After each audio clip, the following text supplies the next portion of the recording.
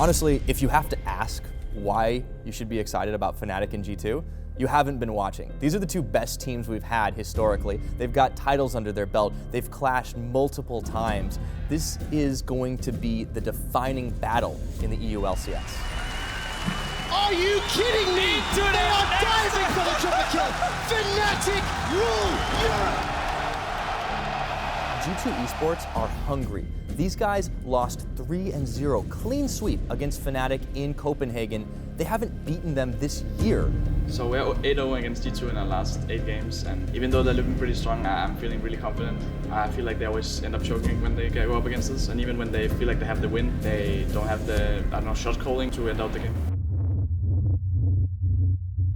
G2 have not dropped a game yet. They are looking so utterly dominant. And now in this new meta, PerkZ is destroying people with a wonderful pentakill last week. Fnatic are on uncertain ground right now. They've come out as the champions of spring, but their summer has been completely different. They tried for the funnel composition for a week. It didn't work. Oh, he gets clapped with an axe in the back! And now they face what could be their toughest challenge yet. This is all about the mid lane matchup. With so many crazy things going on in the meta, you could look in any direction you want. But for me, it's all about Caps and PerkZ. These guys are incredible performers. They're two of the strongest mid laners in the European LCS. Support from the rest of GG. Oh, Caps! He just solo killed PerkZ! The nature of the champions and counter picks being so strong in the meta, games are ending way faster. Teams that find advantages early on are going to win the game. And that whole split has benefited G2 because teams have not been able to do that against them. PerkZ picking up a killing spree on the Mundo. Baron's still up for grabs. Double kill, down goes Amazing. And Sjokz are gonna get cleaned off the map. That's a triple kill for PerkZ. Caps has already shown that he can beat PerkZ one-on-one. But in this meta, is that gonna be enough to carry Fnatic to victory? It's not gonna be against me versus Caps, it's gonna be against Fnatic versus G2, and that's how it always is. Fnatic are a little all over the place right now, but now with Bwipo in the bot lane, they're a whole lot more aggressive early on, and they have multiple carries. In the past, the bot lane would have been all about reckless and carrying, but with Bwipo down there now, we don't know. Holy macaroni, I'm perfect. And an asset for G2 is Hjärnan's huge champion pool, which is coming to light in this meta. He manages to stay.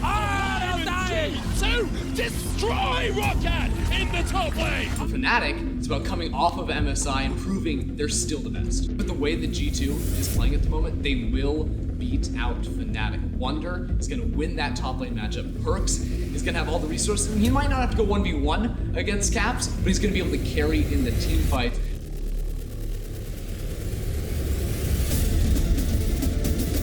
G2 were embarrassed last split in Copenhagen, but while Fnatic went to MSI and had a mediocre performance, G2 were practicing, were prepping, were hungry to come back strong this split, and they came back with a vengeance. They tore apart the ULCS in the first 2 weeks, and now they've got their eyes ready to take down Fnatic.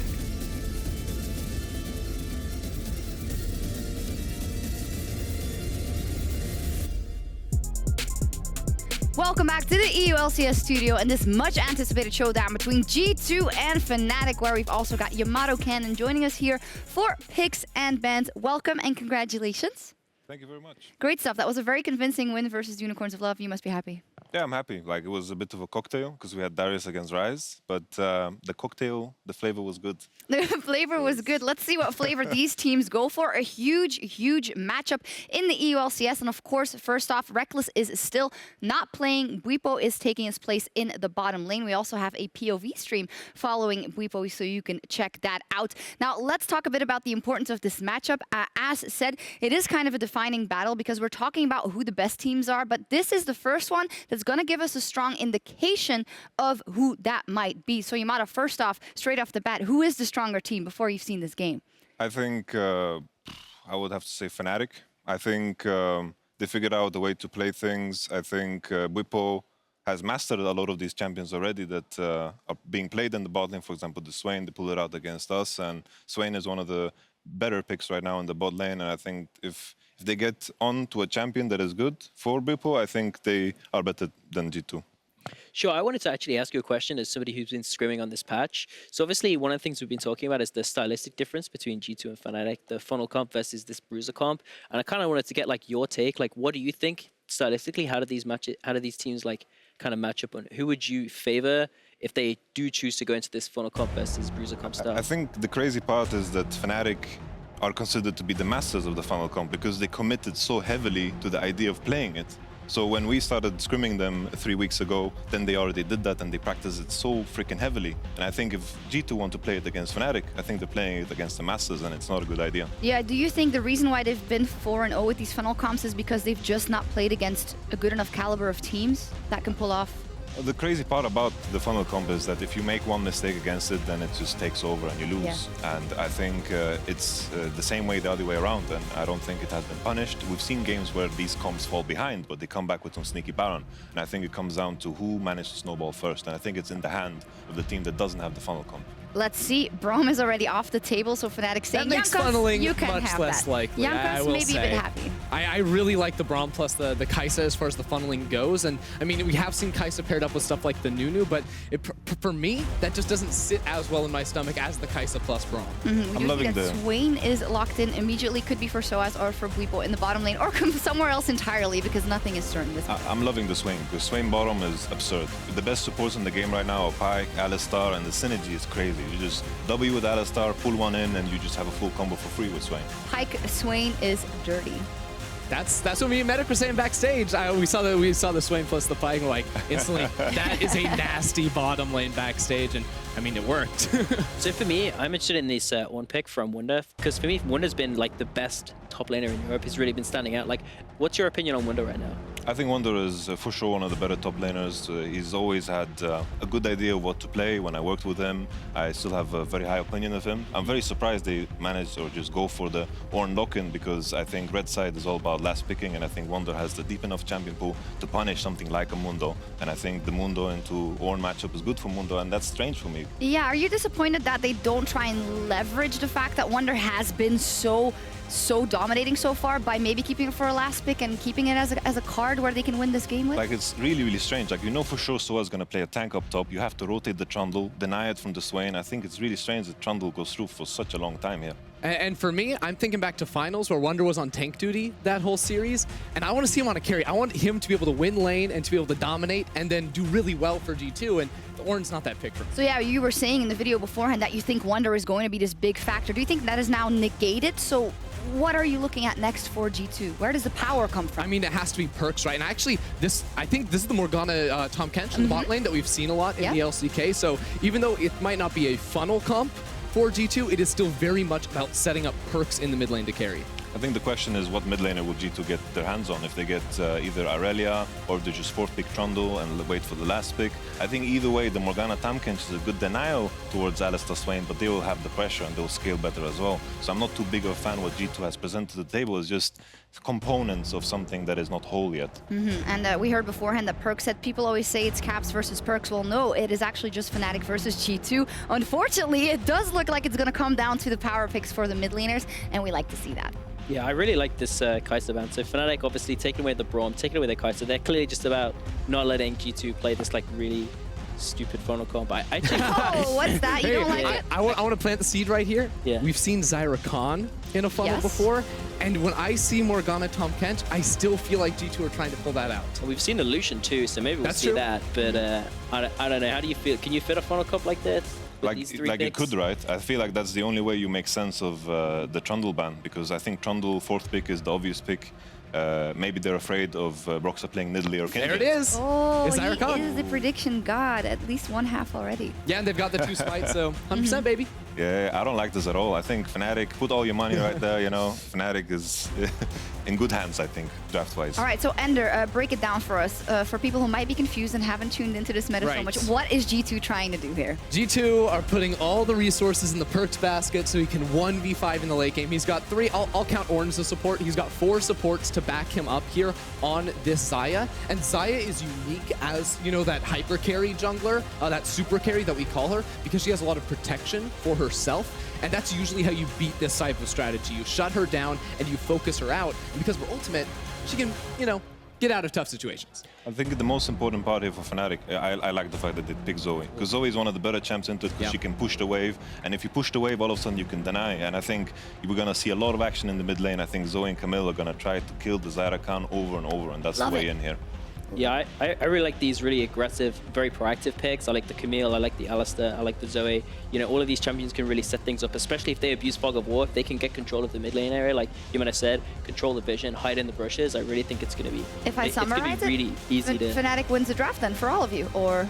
I think there's some leeway. I think there's some leeway for G2. I think there can be scenarios where G2 scale good into the later parts of the game and they have very strong kiting potential. Because Swain is very kiteable, Mundo is very kiteable. If they deny the engage, they can So Jankos is actually going to be laning bot with Wadid in this game because they swapped the Rakan to bottom lane with the exhaust.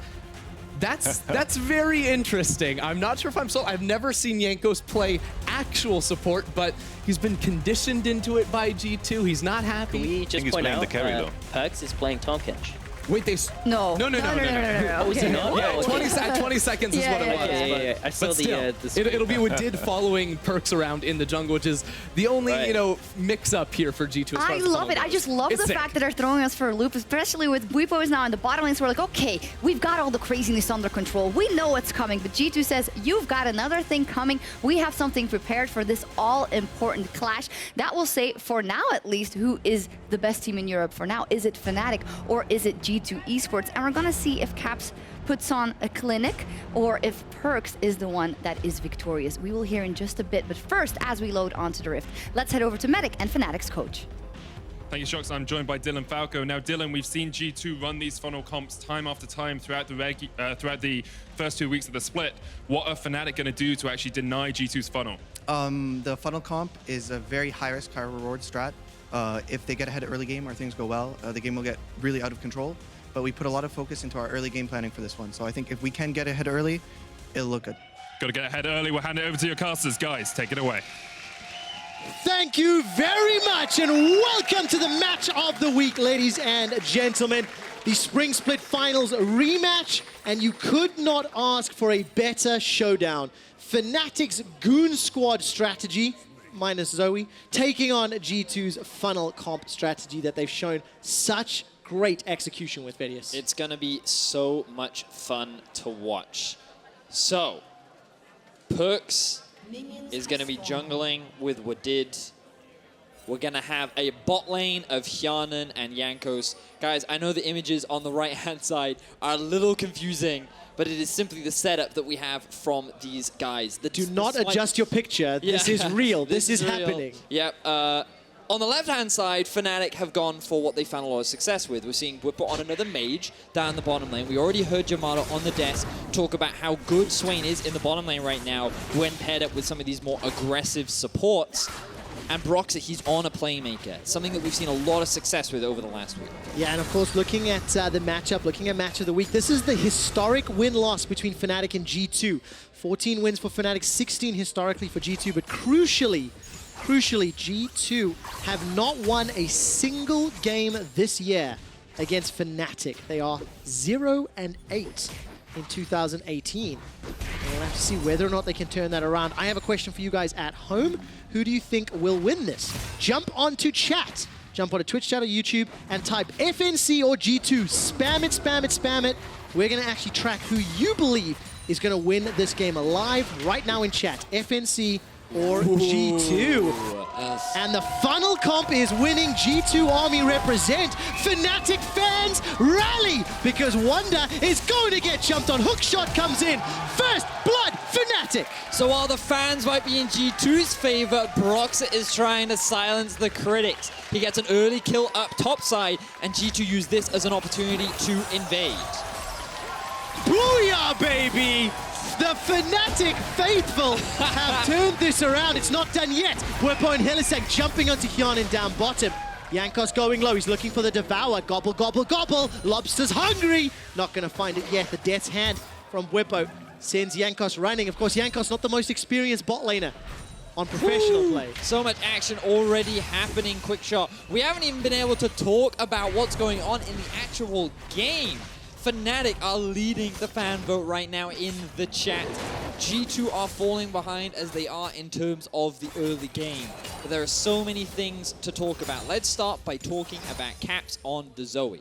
No, we won't. We'll talk about this replay first off, because Broxah, he sets up a level 2 gank up top. Red into Scuttle, into top lane. He's just waiting for Wunder to burn his flash. He then uses his E to close the gap and get the stun, and he's willing to sacrifice that the summoner spells as you see more fighting bot. All right, Trample Stun's going to connect just for a moment, but thanks to the Devour, Hjärnan's able to escape with his life. I'm going to go back to the Zoe for a moment or two, Vedius. He's currently uncontested caps, pushing that mid lane as PerkZ, as well as Wadid, are roaming through the jungle. Main reason why I want to talk about the Zoe for caps is because it's really important against these funnel comps to be able to push and punish in the middle lane. Not only does caps on Zoe have great pick potential, which sets up potential ganks onto PerkZ when he's trying to clear out the mid wave, but also you can just keep the mid wave under the tower that makes things even harder to deal with. Now, again, engage in the bot. Never move comes back. There's support coming from Broxah. Fnatic are looking for a kill. Hjärnan's already flashed away defensively, and Jankos with no flash available and grey health about to pop. Bwipo picks up the kill. And it's all about Broxah in this early game. The thing about a funnel comp is there's no jungler. PerkZ is the one with the smite, and he's spending all of his time farming, which is allowing Broxah to make plays all around the map. First top side, and now down bot. And of course, Bwipo, the recipient of the kill, he's got a 37 KDA after his 2 games in bot lane. Currently undefeated as a bot laner. Damage percentage 32%. Also, by the way, his win-loss with Fnatic, 9-1, Vedius. That's a pretty successful win-loss column. We had him on PGL last week, and he talked about his confidence, and we got to see it here. He's the one that actually sets up this play, landing the double root. Hylissang's then able to just walk in range, start channeling the stun, and they've got enough CC between them to just start locking down the members of G2. With the assistance of Camille as well, they have more than enough damage to secure the kill, and it is Bwipo that picks that one up for himself. And of course, for those of you interested, Bwipo is actually our POV stream for today. So if you head over to Twitch TV Right Games 2, you can actually see his POV in the bottom corner right now. Now you can see it, full screen. You can see his clicking, the kind of motions that he makes, yes. What it's like to play top lane down the bot lane, if you're curious as to that. Given how the meta is, I'm sure it's a very valuable learning experience. It is, and for fans of our POV streams in the past, we've often been a curse. POV stream players have often been Grayscale or Ezreal only. True. Or disappointing performances. Bwipo with a kill under his belt and a good performance is already off well. Let's get back to screen though.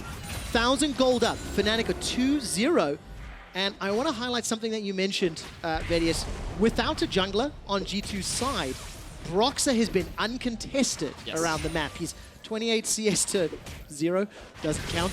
But more importantly, the impact is felt because he's got kills for his top laners. Exactly that, Quickshot. He's being active. He's trying to make plays up top side. I think the fact that Camille often does so well into Ornn as well really helps. But he's just kind of looking for opportunities that aren't just around mid, and he's trying to take advantage of the pressure that he does have on both side lanes. He did this last week when he got his hands on Nocturne up against Vitality as well, and it's nice to see that for a while he was relegated to supports, but he hasn't forgotten how to jungle. He still knows how to be active, he still knows how to be involved with the rest of his team, and he's farming pretty well and setting up his laners for success. Now, I've seen these funnel comps several times. Vedius, you and I actually casted 2 weeks ago, if I recall. And I remember saying to you, at what point does this funnel comp, it was a Kai'Sa at the time, just come online and take over? Yes. How is it different with the Xayah Rakan? And, you know, can G2 afford to fall further behind knowing they've got this late game safety? Well, I've got to be honest, Quickshot, this is not something that I have the most expertise on because we have seen the Xayah Rakan kind of funnel strategy over in the LCK, I believe. But outside of that, it hasn't really been that popular, and that's kind of because Xayah hasn't found a huge amount of success in the current meta because there's no real optimal itemization build. What I'm expecting to see is more focus in terms of the crit strategy, build her more towards that late game style of AD, but it's always around that. You always say the level 16 mark, but for Xayah, that's less relevant. It's much more about the item spikes that you hit, and you're looking ideally at around 3 items. The jungle item, a crit item, and then the damage item. Okay. What item path he chooses to do, we'll have to wait and see. When it's been bot lane Xayahs, I've seen going Storm Razors a lot. Yeah. I don't know if that makes the most sense in terms of a funnel. That's the thing. So we'll see. That's why I'm curious as to what itemization he chooses to go for. We'll just use it as a learning opportunity. Exactly. So far, that Skirmisher Saber almost completed for PerkZ. Wadid just going to be holding this lane for now as Caps continues to put some pressure down. Uncontested in that mid lane most of the time.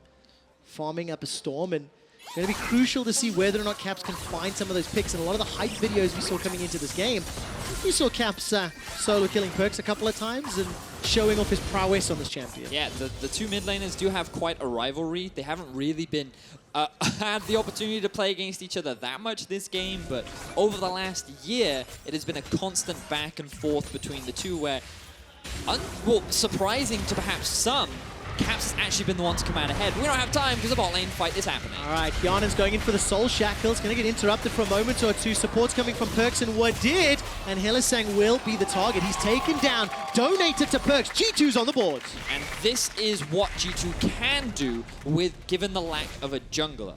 They just send both PerkZ and Wadid down into a lane with optimal setup to find themselves a couple of kills. And given that Hylissang had already used his flash earlier on to try and get the kills in favor of their team, he's also only level 5. It becomes very easy. You can see the pings coming down. I believe they end up getting spotted. They recognize that this is happening, but he can't get out of this situation. He ends up going down. Very good gank, punishing that lane that was pushed forward.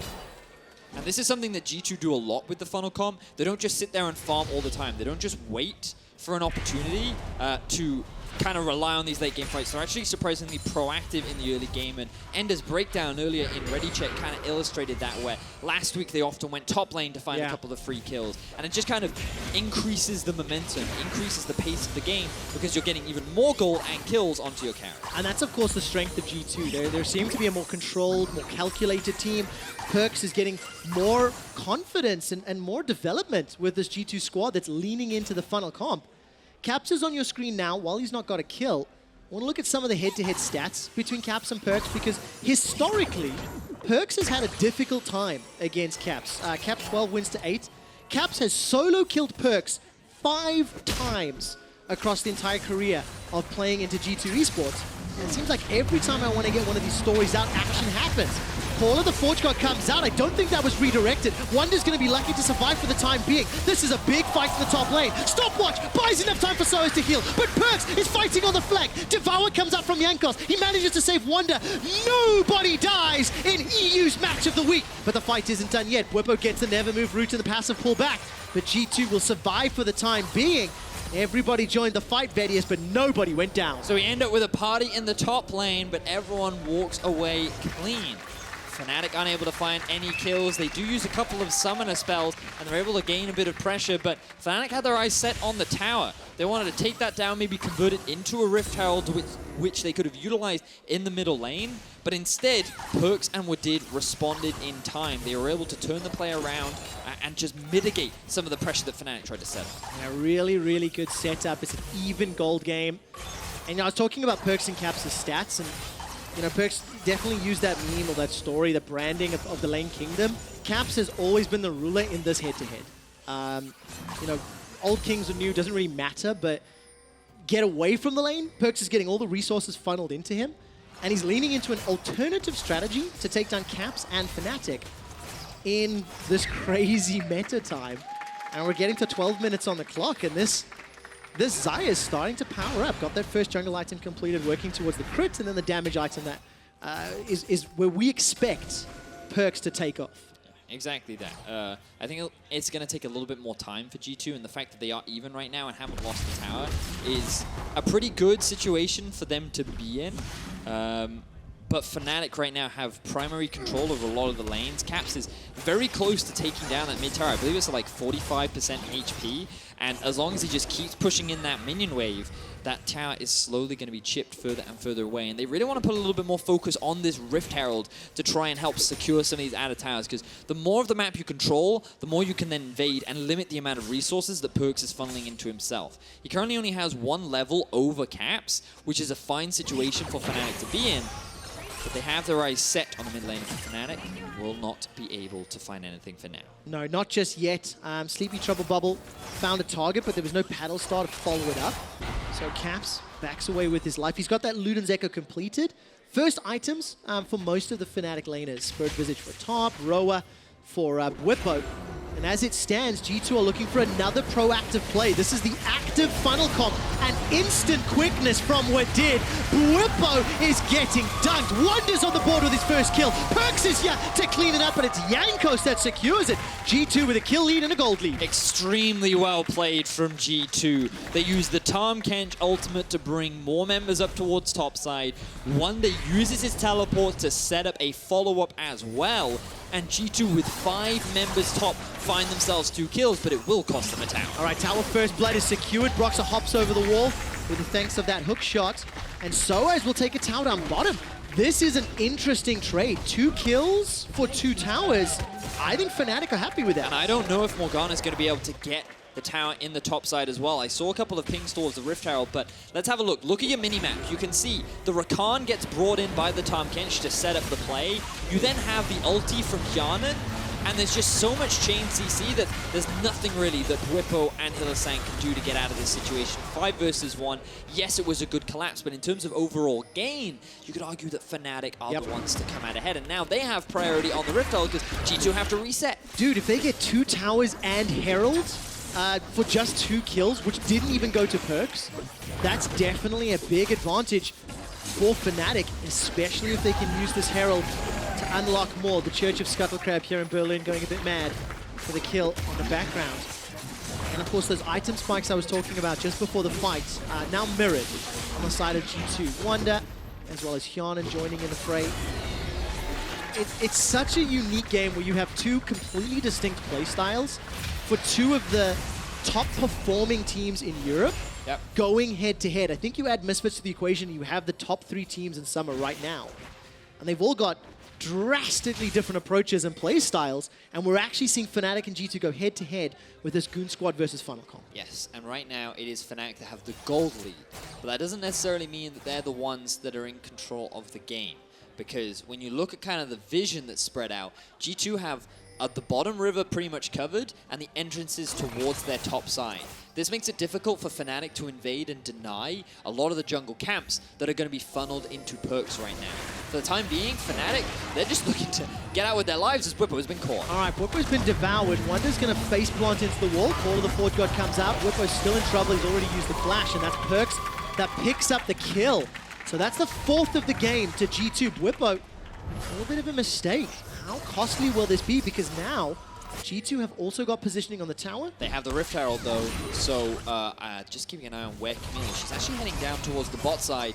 They're expecting a response from G2 in the mid, and so they're going to use the wave that they already have a bot to start sieging onto this tower. And again, G2 still can't secure this tower up in the top lane. They will finally be able to get it, but think about how much time they've lost. And at what cost? Because if Fnatic get 2 towers for 1, potentially with that Herald, all right, Caps is going to be chunking down this middle tower.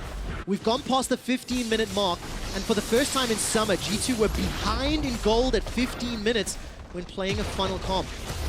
Fnatic, they're conceding kills, but they're getting the objective game while the towers are not dead.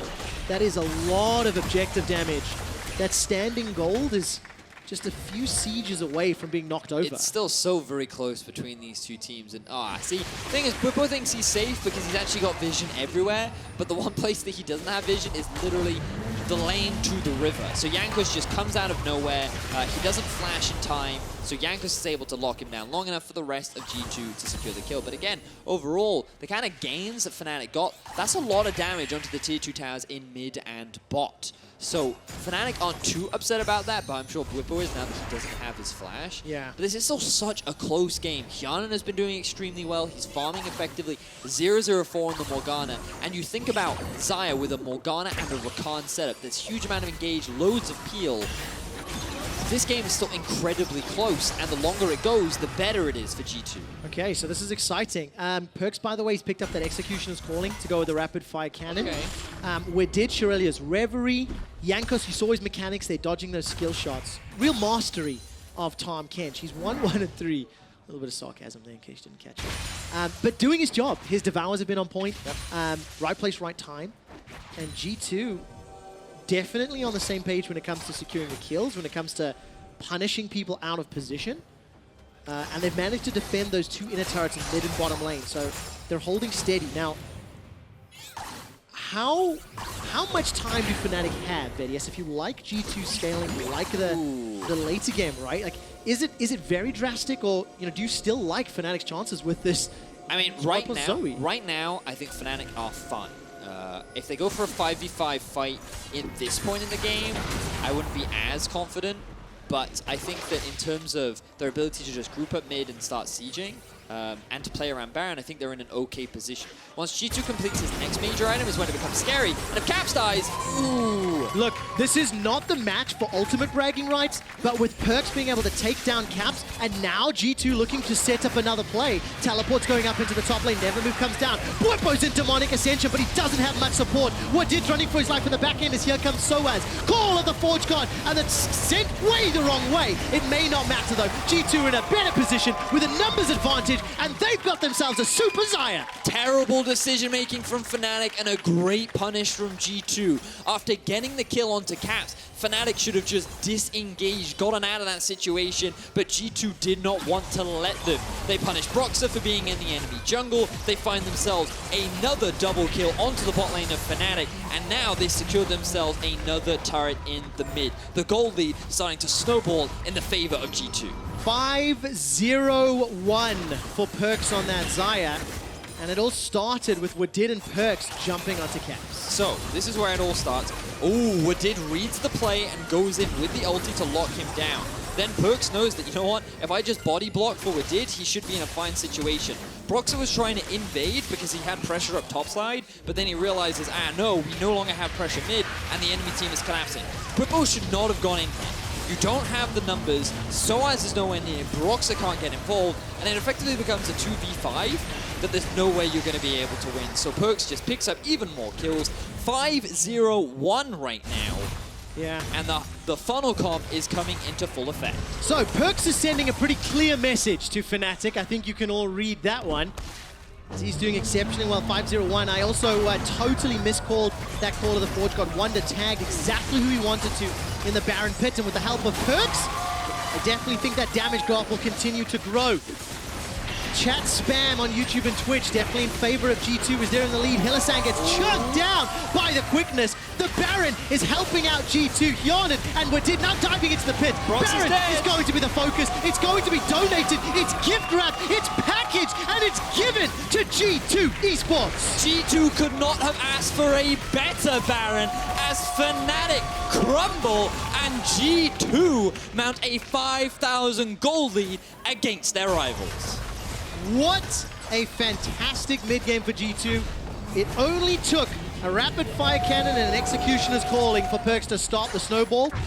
Now he's sitting on 2 Infinity Edges, a Baron buff, 6-0-1. I think that'll be an Infinity Edge as well. And here's a replay of that Baron fight. So Fnatic are just trying to trade Baron for the kill down bot. And the decision-making is fine, but they just take so much damage. Hylissang can tank it up. They're sitting in the back of the Baron pit and taking all this poke from Hjärnan as well. And then once they get low enough, G2's like, all right, well, then we're just going to dive you in this Baron pit. We have Morg ulti. We have the Tahm Kench as well. And PerkZ is like, oh, thank you very much. I'll take that. We'll take another mid tower. And we'll walk away as a happy G2. Yep, 6,000 gold up. Infinity Edge completed now. That super Xayah, that funnel comp from G2 Esports has once again been executed exceptionally well. These two teams will be representing EU at Rift Rivals next week, and the different styles is going to be interesting to see how it matches up. For now, G2 are looking to push home this lead, and Vedius pick up their first win against Fnatic for the year. Definitely a momentous occasion for G2 if they can pull off finally getting a bit of revenge for what was a 3-0 final in favor of Fnatic. PerkZ himself said that he started to kind of run dry towards the end of the split. He was starting to feel burnt out, but he is back in full force, and he is looking to deliver Fnatic another loss. Okay, now, of course, the one counterpoint to this, there's a Camille, there's a Swain, there's a Zoe. If PerkZ gets himself caught in a baby cage and taken out, there's no ways the other 4 members can win. So you'd think, but there's a Black Shield, there's a Tahm Kench, there's a Rakan. There are so many tools to just keep him at arm's length that it is very difficult for Fnatic to get the collapse down and guarantee a kill onto PerkZ. On top of that, he's got his ulti as well. So he's now completed the 3 major items we talked about. This is kind of that late game carry. state that Fnatic was so afraid of. They're going for an all-in. They are indeed. PerkZ has already used that Featherstorm. PerkZ is the target. sOAZ managed to find him. There's the Devourer as well. Keep your eyes on PerkZ. He spit out on the right of the fight. PerkZ puts the damage down on the sOAZ. sOAZ trying to zone him away. Hjärnan takes a panel start to the face, and PerkZ is still being zoned by sOAZ. But the rest of Fnatic do not have enough. They don't have the damage, and G2 find 3. Fnatic go for the desperation play, but it wasn't enough. PerkZ off the back of his team carries them through the team fight, and with 15 kills, they have their eyes set on the Nexus. Oh, it's 20-second death time, and still G2 Esports have Baron for another 40. They're looking for the win. Caps is jumping onto Wadid on the back end, and he's being zoned out. Yet another kill to PerkZ. He's legendary. 9-0-2. The target of Hylissang is being zoned and chunked down. Jankos gets a lick that sticks and sends him packing. There's at least one reply into Wunder, but it simply doesn't matter. Nobody cares because G2 Esports are onto the Nexus. They're forcing it down, but there is a lot of resistance coming up. The Nexus is slowly being chipped away. PerkZ is trying to focus the champions, and he's being zoned away. Fnatic are holding on. They're not dead yet. Now they might be. Broxah is out. A quick follow from Bwipo. G2 are looking for sOAZ as well before they turn their attention to the Nexus. And for the first time in 2018, G2 defeat Fnatic.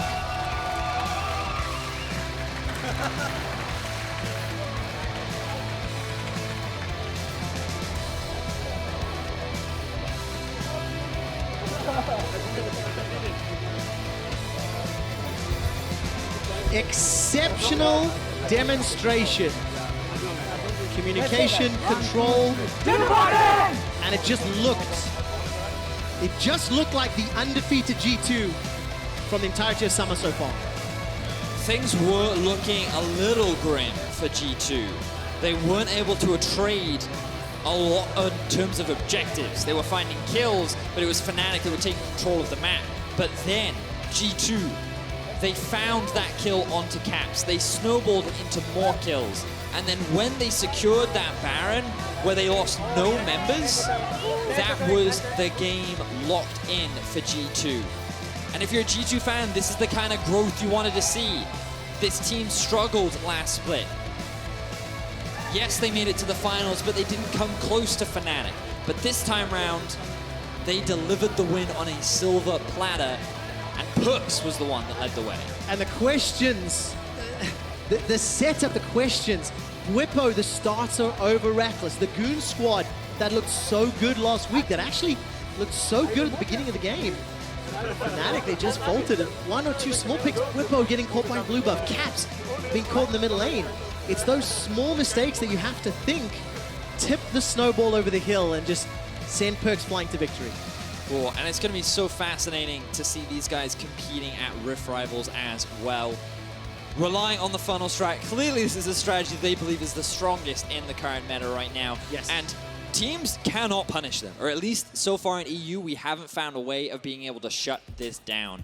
Hjärnan and Jankos playing a successful bottom lane with the Morgana and the Tahm Kench. The fact that PerkZ was able to find so much successful farm, didn't lose his life, 11-0-3 at the end of that game. He had 16,000 gold. That is double what Caps had by the end of the game. Unbelievable. Unbelievable. You can see the post-game screen here. 19 kills, 4 deaths, 55 assists for G2. Really, really funneling everything together. Working so exceptionally well. We do actually have a replay coming up in a moment or two of one of the Baron fights that turned everything around. And if I recall correctly, is a Dark Binding that catches Bwipo. The reason I call that out... no, this is the much earlier Baron. Yes. The POV stream again. Bwipo unfortunately cursed. I think we're going to have to get our stats team to look into what the win-loss is when you're on POV, because it can't be very high. And the thing is, again, really want to illustrate that the decision-making here from Fnatic made sense. They wanted to lock down the Baron, given that so many people were sent bot, and off the back of this Acer replay, you can see that G2 were able to finally get themselves, I say finally, they were able to cleanly secure themselves a Baron after just a bit of patient play and a good collapse. It's the first win of the year for G2 Esports. It comes against a Fnatic squad not playing Reckless, so definitely adds some question marks into how things are going to shape up later in the split. Take a look at our Player of the Game nominees for our match of the week. It was Hjärnan, PerkZ, or Wadid. They are your votes. Head to LL Esports and vote. Who do you think you would vote for? Jankos, the true carry of the team. I think so all the too. praise given to all the carries. What do you think that these two representatives plus Splice are going to do at Rift Rivals? Oh, I think they're going to smash. Well, there we go. Make sure you send us your favorite NA versus EU memes. We're going to throw those on Ready Check tomorrow. Before that and before PGL, let's check in with Medic and the G2 bot lane. Is that Jankos, though? Because it's not really the bot lane, then. Thank you very much, Trevor. I am joined by Wadid and Hjärnan. The traditional bot lane is what we'll call you. Congratulations on the win, guys. Great to see you take the win against Fnatic after almost a year of being beaten by them. As a team, do you think this means that you're now the best team in Europe, Wadid? Yeah, I mean, for us, Spring Split was like a completely new team, and like it was the season for preparing rest of the season. So personally, we got really like shocked that we actually got second place. Even like it was so hard. We got some luck there, but like Summer Split, we will make way better for sure. I'm looking forward to it. And I want to talk a little bit about that sort of development split, because the bottom lane, and specifically you, Hjärnan, was a point where a lot of people said this is one of G2's main weaknesses. What is it that's helped you develop into Summer Split and really become one of G2's strengths?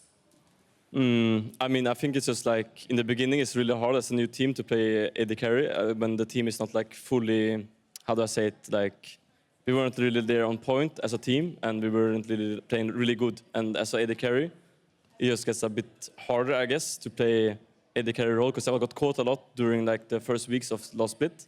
But then towards the end, I think I was playing a lot better though, when we actually managed to like get better as a team.